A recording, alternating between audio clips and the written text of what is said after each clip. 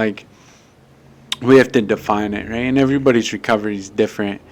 Um, I, like if MAT works, it works. I always like that question of like, what's the end game? What's the purpose? Like, I know when I talk to somebody who's like, I'm gonna go on MAT, right?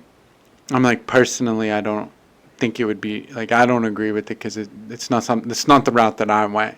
But at the end of the day, like, I can't tell you that my way is right, right? So I'm willing to help you every step of the way. And I always ask them like, tell me what is the reason, right?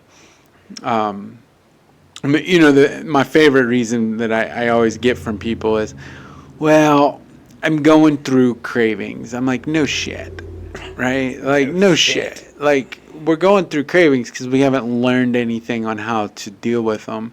And one of the things I'll always say is, because I work in inpatient rehab, so like I'll always say to people like, you're gonna be here in a safe environment.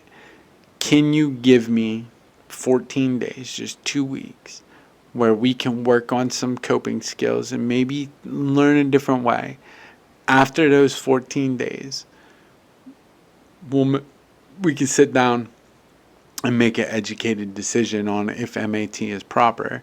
But just walking through the door, I think a lot of times, because like you just said, I think a lot of times, and even families watching, we become so frustrated and we just don't know the answer of how to do things.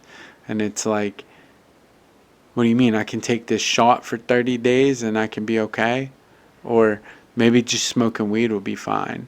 And, personally, I've buried a lot of people who've told me, hey, Tyler, I'm just going to go smoke a little weed, right? And then I have those that it works for, that, they smoke weed, they're fine. Um, Same way with the other MATs, the Suboxones and whatever. And I think a lot of times, like, we hear people where they don't know, their families and everybody's just so fed up. It's like, well, this can give me a shot,